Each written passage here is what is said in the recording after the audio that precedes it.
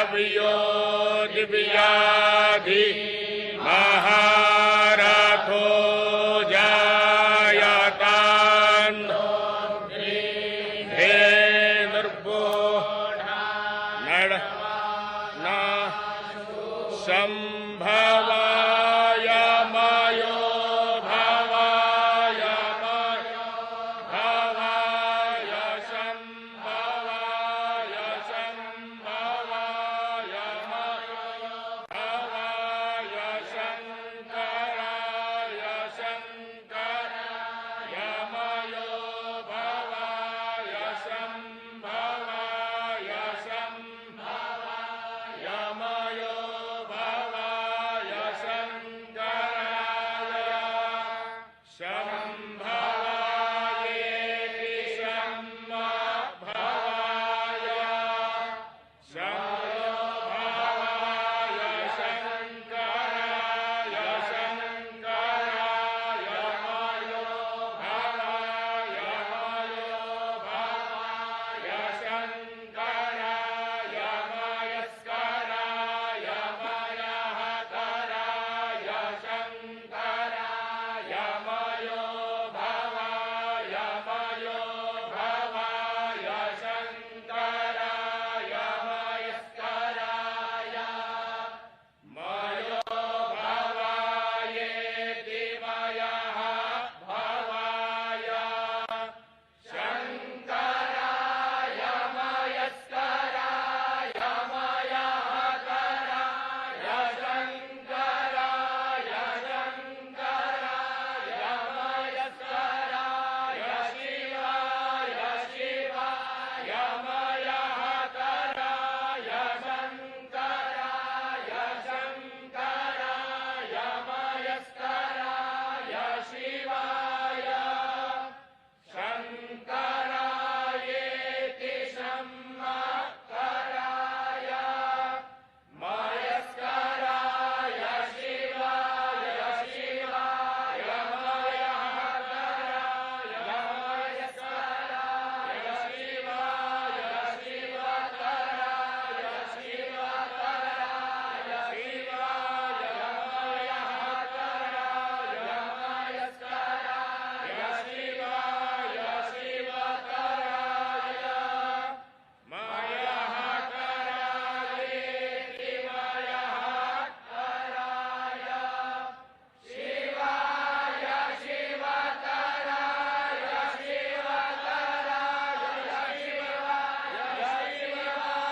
शिवकराय शिवाय शिवकरायेति शिवकराय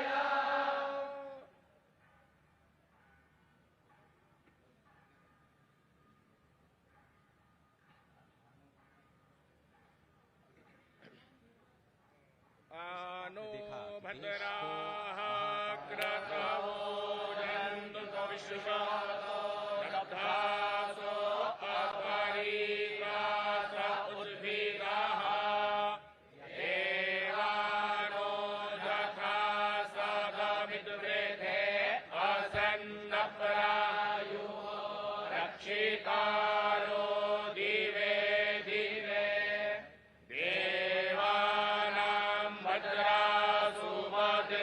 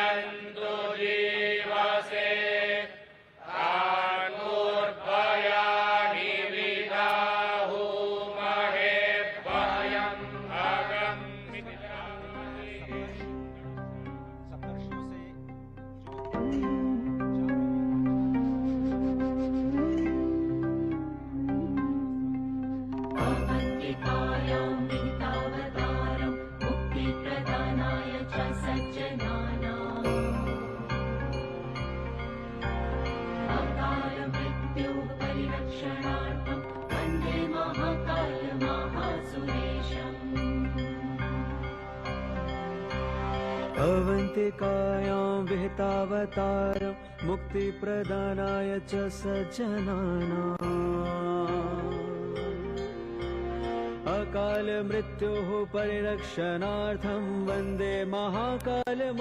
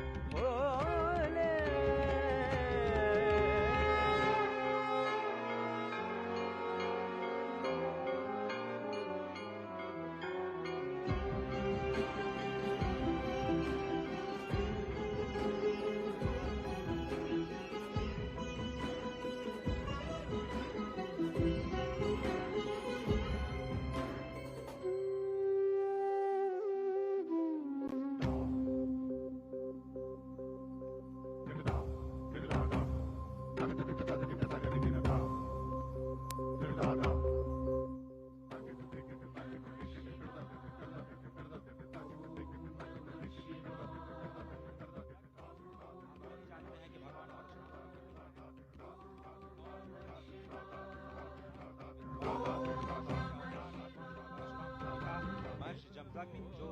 सप्तर्षियों में से एक महर्षि गौतम, महर्षि जमदग्नि, उसके बाद महर्षि विश्वामित्र, जिन्हें कहा जाता है कि वो गायत्री मंत्र के दृष्टा हैं और आनुवांशिक विज्ञान और अस्त्र शस्त्र की विद्या के ज्ञाता, और यही भारत जिसे पहले विश्व गुरु के नाम से जाना जाता था। उसके बाद महर्षि भारद्वाज, जो स्वयं देवगुरु बृहस्पति के पुत्र हैं, ऋग्वेद के 6ठे मंडल के दृष्टा हैं, और भारद्वाज स्मृति, भारद्वाज संहिता और जो विज्ञान शास्त्र है उसके रचयिता हैं। साथ ही महर्षि अत्रि, जो कि ब्रह्मदेव के नेत्र से उत्पन्न है, ऋग्वेद के 5वें मंडल के दृष्टा और वनवासी श्री राम के मार्गदर्शक। और अत्रि, इस वक्त आप जो तस्वीरें देख रहे हैं ये महाकाल पथ की तस्वीरें, जिसमें इस वक्त मंडपम जिसे कहा जाता है, और ये बहुत ही अत्यंत मनोहारी दृश्य त्रिपुर वध का। त्रिपुर एक महान दानव जिसे भगवान श्री शिव ने एक ही बाण में त्रिपुरासुर का वध किया, और इस रथ का संचालन स्वयं श्री ब्रह्मा जी ने किया था। ये इस अत्यंत मनोहारी दृश्य के माध्यम से आपको त्रिपुर वध की जो कथा है वो आप तक पहुंच रही है। बेहद विहंगम मनोहारी दृश्य, जैसा कि आपने कहा, इससे पहले हमने देखा कि सप्तऋषियों के दर्शन किए, त्रिपुरासुर संहार का जो संकल्प भगवान शिव ने लिया था उसके उन्होंने दर्शन किए, और इस समय प्रधानमंत्री नरेंद्र मोदी सप्तर्षि मंडल में ही हैं, जहां पर, और साथ ही साथ इस पूरे अगर देखें महालोक को, तो अलग अलग क्षेत्रों में 900 मीटर से ज्यादा ये लंबा विस्तीर्ण क्षेत्र है, जहां पर अलग अलग शिव पुराण से संबंधित जो कथाएं हैं उनका लोकार्पण किया गया है। त्रिपुरासुर संहार की अगर कथा की बात करें तो ब्रह्मा ने जब ताड़कासुर के तीनों पुत्रों को 3 पुर दे दिए और त्रिपुर राक्षस असुर के रूप में जाने लगे, और जब उनसे समूची मानवता क्लांत हो गई, तो ये दृश्य इस समय देख रहे हैं कि प्रधानमंत्री नरेंद्र मोदी उसका अवलोकन कर रहे हैं। तो उसे मोक्ष प्रदान करने के लिए एक विशेष रथ के रूप में और विशेष अस्त्र के रूप में त्रिपुरासुर संहार करने के लिए भगवान शिव ने अवतार लिया, जिसमें उनके रथ के रूप में, सारथी के रूप में स्वयं ब्रह्मा थे, सूर्य और चंद्र जिसके पहिए थे, मेरु पर्वत उनकी धनुष थी, सर्पराज वासुकी उनकी प्रत्यंचा थे, अग्नि वायु विष्णुदेव और यमदेव उनके बाण थे, और सबसे बड़ी बात, इस दुष्कर और दुसाध्य कार्य के लिए भगवान शिव ने उज्जैन का ही चयन किया। इस समय प्रधानमंत्री नरेंद्र मोदी महाकाल के लोक का वो दृश्य देख रहे हैं, और इस समय पहुंचे हैं नवग्रह में। नवग्रह में प्रधानमंत्री नरेंद्र मोदी इस समय देख रहे हैं। भारतीय अगर गणना परंपरा, पंचांग परंपरा की अगर बात करें तो भारत में 9 ग्रह माने गए हैं। हमारी सनातन संस्कृति में ये 9 ग्रह हैं: सूर्य, चंद्र, मंगल, बुध, गुरु, शुक्र, शनि, राहु और केतु। कालांतर में जो विज्ञान ने भी 9 ग्रह माने, उनमें चंद्रमा उपग्रह के रूप में रहा और सूर्य तारा के रूप में रहा, लेकिन नवग्रह के रूप में हमारी जो सनातन संस्कृति की जो गणनाएं रही उसका भी यहाँ पर बहुत शानदार वर्णन और विवेचन किया गया। और ये जो आप नयनाभिराम अप्रतिम दृश्य देख रहे हैं अजय, देखें तो किस तरीके से रक्षा सूत्र में बना हुआ भगवान शिव का ये शिवलिंग यहाँ पर रखा गया है, और निश्चित तौर से इसके पीछे की जो अवधारणा होगी कि एकता के सूत्र में हम समूचे देश को बांधे। धर्म धर्मांतर मत मतांतर को किनारे रखते हुए एक रक्षा सूत्र के रूप में यहाँ पर उपस्थित भगवान शिव का ये महालिंग ये बताता है कि किस तरीके से हम राष्ट्र की एकता के लिए, राष्ट्र को एकता के सूत्र में बांधने के लिए हम तत्पर हैं। क्योंकि ये पूरा का पूरा जिस शिवलिंग का लोकार्पण करते समय प्रधानमंत्री नरेंद्र मोदी ने विश्वार्पण लोकार्पण किया, वो रक्षा सूत्र से बना हुआ है। और रक्षा सूत्र से बनने का अर्थ यही है कि हम एकता के सूत्र में बंधे, क्योंकि अलग अलग तंतु जब एक हो जाते हैं तो रक्षा बनती है, और वो रक्षा सूत्र निश्चित तौर से लोगों की रक्षा के लिए होती है। और साथ ही साथ अगर देखें अजय, तो ये भारत के विश्व के मस्तक पर, विश्व के क्षितिज पर नए भारत के अभ्युदय का सीधा प्रमाण है। पूरी दुनिया देख रही कि किस तरीके से भारत भारतीयता को अपने में समेटे, नित नूतन और चिर पुरातन विरासत के साथ विकास के मंत्र को लेकर प्रधानमंत्री नरेंद्र मोदी नए भारत का अभ्युदय कर रहे हैं, नए भारत का निर्माण कर रहे हैं, नए भारत की संकल्पना को साकार कर रहे हैं। और इस समय प्रधानमंत्री नरेंद्र मोदी इस 900 मीटर से ज्यादा लंबे महाकाल कॉरिडोर जिसे कहा जाता है, और जिसे कहा जाता है महाकाल का लोक, महाकाल के लोक का महालोकार्पण करने के बाद अब प्रधानमंत्री नरेंद्र मोदी जा रहे हैं इस पूरे विस्तीर्ण क्षेत्र का भ्रमण करने के लिए। और सबसे बड़ी बात अजय, जैसा आपने बताया था कि यहाँ की दरो दीवार पर शिवपुराण से संबंधित एक एक कथाओं का विधिवत चित्रण किया गया है। चाहे वो गंगा अवतरण का दृश्य हो, चाहे वो असुरों के वध का दृश्य हो, चाहे वो भगवान के अलग अलग अवतारों की रूप हो, चाहे वो संदीपनी और भगवान अस्थि का दान करने वाले दधीच के पुत्र को मोक्ष प्रदान करने का दृश्य हो। और जैसा कि अभी हम एक बार फिर देख रहे हैं, ताड़कासुर के वध के बाद त्रिपुरारी जब कहा गया भगवान शंकर को, त्रिपुरारी इसी त्रिपुर असुरों के वध करने के बाद कहा गया, और उसका बेहद विहंगम नैनाभिराम दृश्य यहाँ पर स्थापित किया गया है। भगवान गणेश की मूर्ति, भगवान कार्तिकेय की मूर्ति, माता पार्वती, भगवान शंकर, यानी कि भगवान शंकर का समूचा दरबार और परिवार यहाँ पर स्थापित है महाकाल के इस महाप्रांगण में। अजय, तो ये शिव वाटिका जो इस वक्त आप देख रहे हैं, ये त्रिपुरारी हनन का दृश्य बार बार आपकी स्क्रीन पर। इस वक्त प्रधानमंत्री मोदी अब जो त्रिवेणी मंडपम है उसकी ओर, जो आप दृश्य देख रहे हैं वो त्रिवेणी मंडपम का दृश्य है। और इस वक्त प्रधानमंत्री मोदी का जो काफिला ई कार्ट के जरिए अब महाकालेश्वर पथ की ओर धीरे धीरे बढ़ता हुआ, तो महाकाल लोक का लोकार्पण अब किया जा चुका है। और अब धीरे धीरे जिसे महाकालेश्वर पथ कहा जाता है, जो अब इस प्रथम चरण में जो नंदी द्वार हैं वहां से शुरू होता है, और ये 900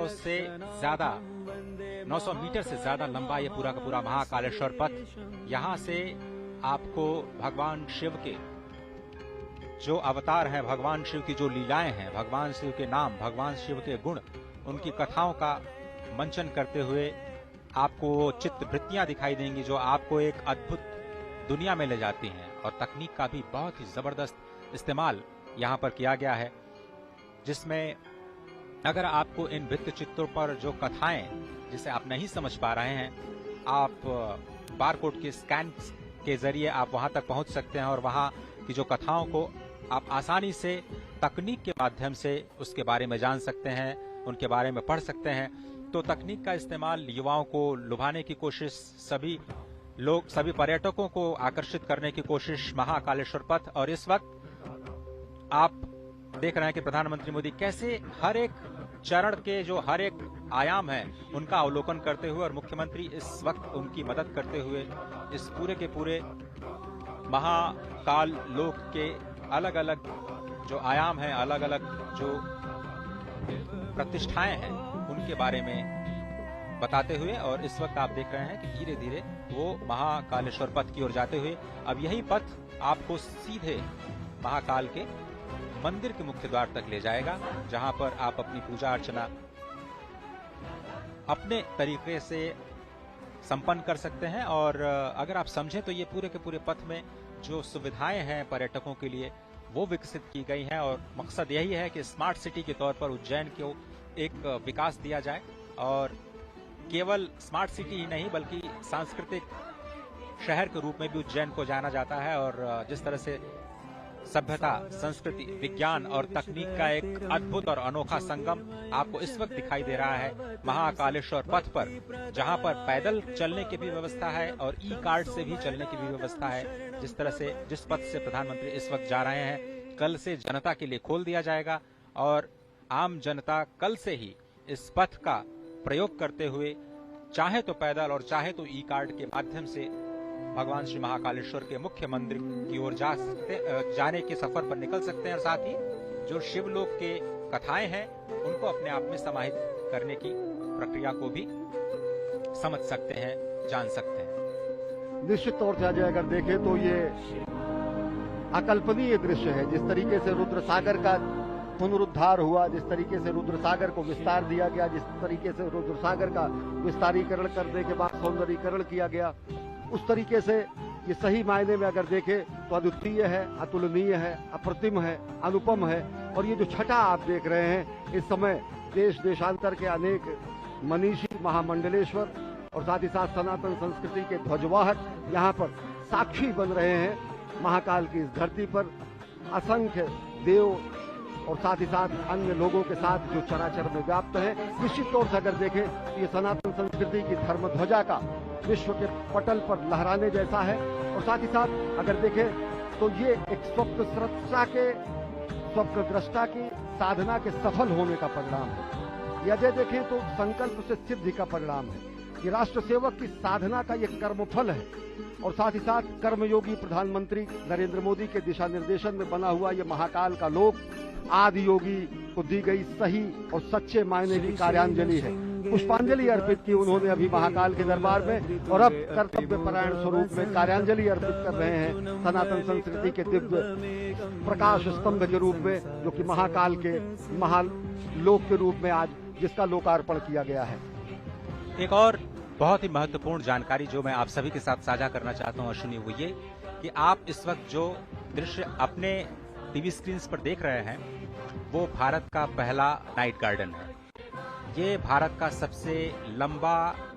टेम्पल कॉरिडोर है जिसे आप महाकालेश्वर पथ के तौर पर अब आज से जानेंगे। महाकाल लोक का ये महाकालेश्वर पथ इस वक्त भारत का सबसे लंबा कॉरिडोर, काशी कॉरिडोर भी आपने देखा, वो 300 मीटर करीब उससे 3 गुना ये जो लंबाई है। और इस वक्त जो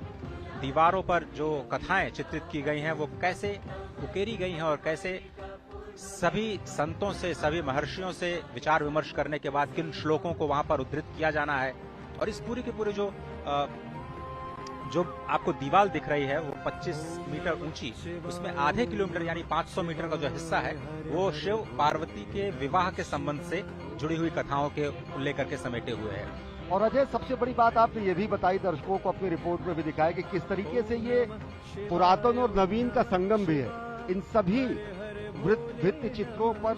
उससे संदर्भित एक बारकोड लगाया गया है। उस बारकोड को कोई भी श्रद्धालु, कोई भी दर्शनार्थी आके उसको स्कैन कर सकता है। और अगर जब वो स्कैन करेगा तो सीधे वो वेब संजाल के वेब पेज के उस वेब पेज पर पहुंच जाएगा जो कि जहां पर उससे संदर्भित कथा कही गई है। तो पूरा का पूरा शिव पुराण के पुरातन स्वरूप को नवीनतम रूप में व्याख्यायित करते हुए, और ये 108 स्तंभों की जो ये वलयावली है, जो ये अहोरात्र चलने वाला महायज्ञ जैसा है, जो असंख्य दीपों से सुसज्जित इस समय उज्जैनी है, निश्चित तौर से अगर इसका साक्षी बनने के लिए हम, आप और साथ ही साथ ये समूचे सनातन संस्कृति के लोग धन्य हैं, क्योंकि ये एक तरीके से कायांतरण है। ये महालोक का निर्माण समूचे उज्जैन और उस परिसर का कायांतरण है, रूपांतरण है, जो नयनाभिराम स्वरूप में आप देख रहे हैं। अजय, स्वागत है आप सभी का भारत के पहले नाइट गार्डन में। इस वक्त जो आप तस्वीरें देख रहे हैं श्री महाकाल लोक के नाइट गार्डन में भगवान शिव की लीलाओं पर आधारित ऐसी 190 मूर्तियां स्थापित की जानी हैं। 2 चरणों में ये कार्यक्रम संपन्न होना है। अभी तो सिर्फ पहला चरण पूरा हुआ है। स्मार्ट सिटी परियोजना के तहत उज्जैन को विकसित करने की ये जो योजना है उसके दूसरे चरण का कार्य मार्च 2024 तक पूरा होने की संभावना, उम्मीद जताई जा रही है। जैसा कि अभी आपने सुना, 108 स्तंभ स्थापित किए गए हैं जिसमें भगवान शिव और उनके गढ़ों की विभिन्न मुद्राएं बनी हुई हैं। और आप देखें, स्वयं महाकाल के रूप में जो लोक कलाकार हैं और 750 से ज्यादा लोक कलाकार देश के अलग अलग हिस्सों से अपने कार्यक्रम का, सांस्कृतिक कार्यक्रम को प्रदर्शित करते हुए इस वक्त आपकी टेलीविजन स्क्रीन पर नजर आ रहे हैं। श्री महाकाल लोक में 18 फीट की 8 प्रतिमाएं हैं जिसमें नटराज, भगवान शिव के पुत्र गणेश और कार्तिकेय, दत्तात्रेय अवतार, पंचमुखी हनुमान, चंद्रशेखर महादेव की कहानी, शिव और सती और समुद्र मंथन जैसे विहंगम दृश्य शामिल हैं। उसके बाद थोड़ी सी उससे कम ऊंची 15 फीट की जो प्रतिमाएं हैं उनकी संख्या 23 है, जिसमें आपको शिव के तांडव नृत्य का एक तरह से अवलोकन करने को मिलेगा। और ये जो आप देख रहे हैं मूर्ति, वो भगवान शिव के विवाह की जो झांकी है वो दिखा रही है। और इसके साथ ही जो मध्य प्रदेश की पारंपरिक लोक कला है, कैसे आप अध्यात्म के जरिए अपने आप को जोड़ पाते हैं, वो इसमें शिव नृत्य और शिव के विवाह के जो प्रसंग हैं उनके माध्यम से भगवान शिव के लोक में आपको ले जाने की तैयारी करता हुआ ये महाकाल का लोक, जिसमें आप शिव नृत्य के साथ साथ 11 रुद्र, उनके महेश्वर अवतार, भगवान शिव के अघोर अवतार, ये आप देखें। विषपान, अमृत मंथन के बाद जो विषपान के दृश्य हैं वो आपको दिखाई दे रहे हैं। साथ ही जो अघोर अवतार के साथ साथ काल भैरव, शरभ भैरव, खंडोबा अवतार और वीरभद्र द्वारा किया गया जो दक्ष वध है, उसकी भी मूर्तियां आपको यहाँ पर स्पष्ट तौर पर दिखाई देंगी। शिव बारात आपने देखा, उसके बाद मणिभद्र अवतार, भगवान श्री गणेश और कार्तिकेय के साथ जो पार्वती, जिसका जिक्र हमारे साथी अश्विनी जी कर रहे थे कि शिव वाटिका का निर्माण किया गया है। तो यहाँ पर 4 वाटिकाएं बनाई गई हैं, जिसका हम आपको लगातार उसके बारे में बताते रहेंगे। और इस महाकाल लोक में 11 फीट की 17 प्रतिमाएं स्थापित की गई हैं, जिसमें प्रवेश द्वार पर आपने देखा भगवान श्री गणेश, उसके बाद अर्धनारीश्वर, अष्ट भैरव, ऋषि भारद्वाज, वशिष्ठ, विश्वामित्र, गौतम, कश्यप, जमदग्नि, जो आपने सप्तर्षि के जो मूर्तियां देखी वो शामिल हैं। बहुत ही अद्भुत जो प्रतिमाओं का दर्शन और उसके साथ साथ जो भगवान शिव की जो शिवत्व का दर्शन है, वो आप कैसे दृश्यों के माध्यम से अपने आप में समाहित करते हुए भगवान श्री महाकालेश्वर मंदिर की अपनी यात्रा को धीरे धीरे आगे बढ़ाते हुए और अत्याधुनिक सुविधाओं का आनंद लेते हुए कैसे आप अध्यात्म के सफर पर चल सकते हैं और कल ही से इस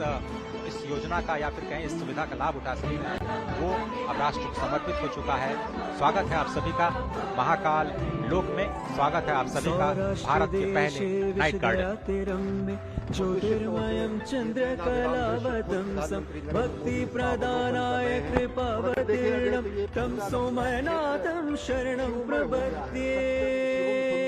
संकल्पना है सही मायने में यहाँ पर इस समय धरती पर उतर आई है और सब कुछ इस समय शिवोहम शिवोहम के स्वरूप में हो चुका है। न मे द्वेष रागो न मे द्वेष रागो न मे लोभ मोहो मदो नैव मे नैव मात्सर्य भावः न धर्मो न चार्थो न कामो न मोक्षः चिदानंद रूपः शिवोहम शिवोहम। अगर शिव को व्याख्यायित करने की कोशिश की जाती है तो कहा जाता है न द्वेष है, न राग है, न लोभ है, न मोह है, न मद है, न मात्सर्य है, न धर्म है, न अर्थ है, न काम है, न मोक्ष है, चिदानंद रूप है। और वह रूप जो सत्य, चित और आनंद को व्याख्यायित करता है, और वह रूप जो सही मायने में आज देखें तो आज रुद्र सागर के तट पर, पुण्य सलिला क्षिप्रा के तट पर, उज्जैन नगरी में इस समय विलक्षण क्षण के हम सहभागी बन रहे हैं। हम देख रहे हैं ये नयनाभिराम दृश्य, किस तरीके से कायांतरण हुआ है, किस तरीके से रूपांतरण हुआ है, किस तरीके से कलेवर बदला हुआ है।